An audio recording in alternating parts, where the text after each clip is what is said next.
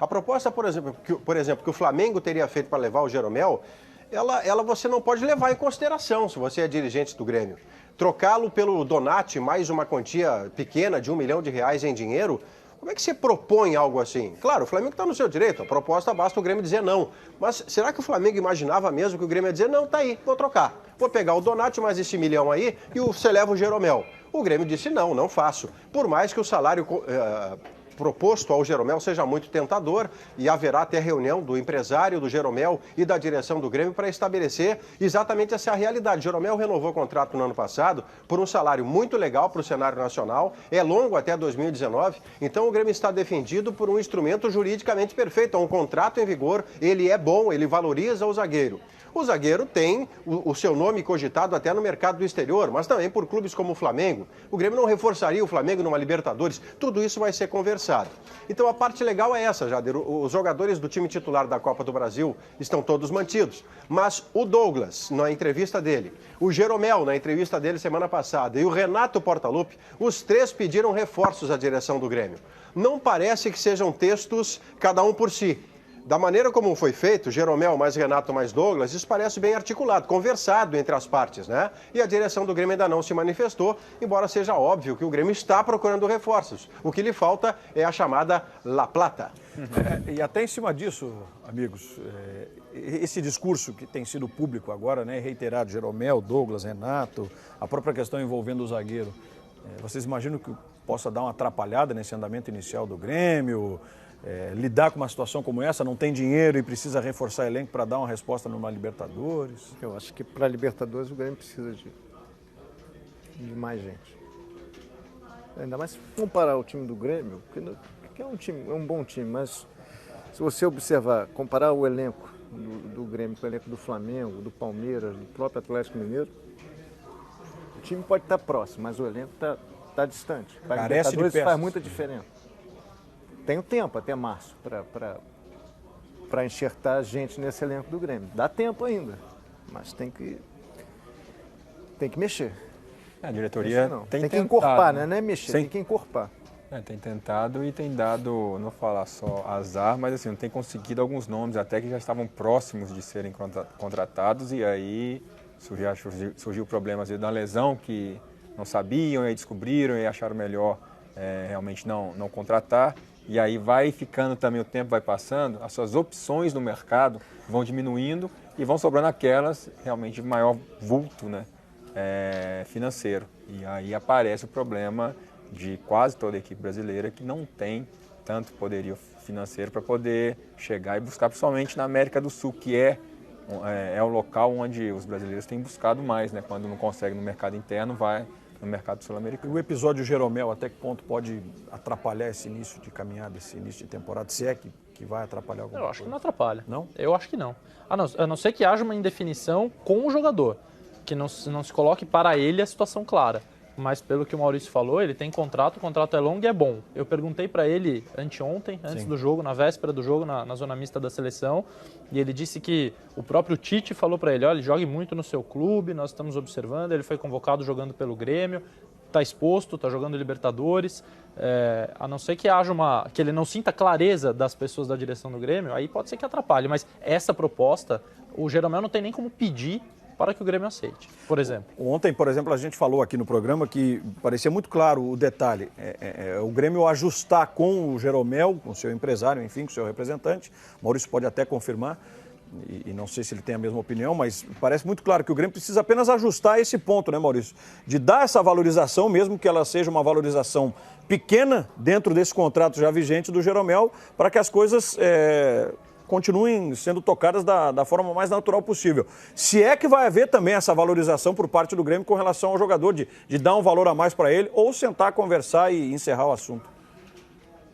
É que no cenário ideal a gente lida assim, são três partes, as três partes conversam e chegam a um acordo. O acordo pode ser, por exemplo, olha, eu estou na seleção, eu fui fundamental na Copa do Brasil, eu sei que eu acabei de renovar contrato, mas eu mereço uma valorização, o Grêmio pode dar? O Grêmio faz a conta e diz, olha, vamos sim.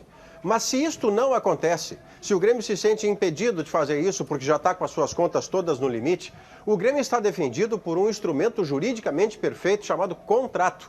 E não é um contrato defasado, isso é importante de dizer. A renovação do Jeromel aconteceu na segunda metade do ano passado. O Jeromel está representado nos seus valores de cenário nacional bem. Eu não quero falar de valor, porque eu não sou fiscal do salário dos outros. Mas, tanto quanto a gente saiba, é um salário que você vive muito confortavelmente e, em dado momento, se vier uma proposta que seja boa também para o Grêmio, o Jeromel vai ganhar o seu dinheiro a mais em outro lugar. Não é o caso neste momento. É por isso, Jader e amigos, que eu tenho elogiado o que está fazendo o presidente Romildo Bolzan. Ele simplesmente diz, eu não tenho proposta. A proposta que houve, dá para dizer que não houve, porque ela é tão ruim, seja do mercado do exterior. Hoje se diz, por exemplo, aqui na coluna do Zine Pires, na Zero Hora, que o empresário, o Portela, empresário do Jeromel, disse que um clube turco ofereceu 17 milhões de reais pelo Jeromel. Vou falar sério, né? O Jeromel é zagueiro de seleção, o Jeromel tem valor, tem uma multa rescisória, então chega perto desse valor da multa rescisória. Não pode fazer rapina no cenário nacional. O Grêmio não pode se obrigar a vender por 17 milhões de reais um zagueiro para o cenário exterior, um zagueiro de seleção brasileira. A multa para o exterior é de 60 milhões de euros, a multa para o Brasil é de 60 milhões de reais. Quem quiser bancar, leva o Jeromel, está fazendo tudo direitinho. Se não for assim, pagando a multa, tem que conversar. Como o Grêmio precisa do Jeromel, ele está muito bem ao dizer, não sai negócio a menos que ele seja bom também para mim. Maurício, vamos falar do Inter, porque do outro lado o Antônio Carlos Zago, né, o técnico do Internacional, tem um início de temporada onde ele vem conhecendo o elenco, vem montando aquilo que ele entende como ideal, né, desse novo Inter que vai ter o desafio inicial no Campeonato Gaúcho contra o Veranópolis, mas especificamente para montar o Inter para atravessar a Série B.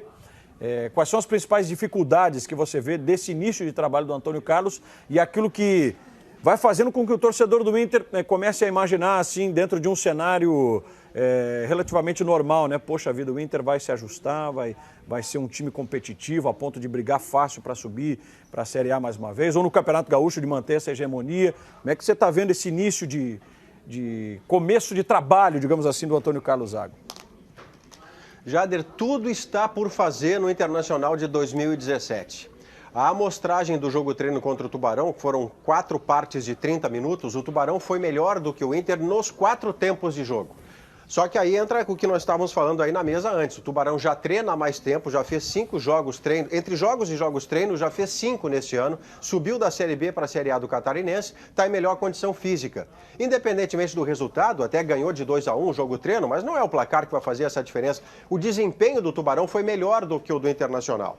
Então, a primeira amostragem foi preocupante, porque os jogadores estão com a confiança no porão. Os jogadores vêm dar passe para trás, perto dos zagueiros. E como os zagueiros receberam do meio-campista esse passe para trás, o que eles fazem? Eles dão um balão para se livrar da bola. A falta de confiança é o que mais impressiona logo de cara nesse time do Inter.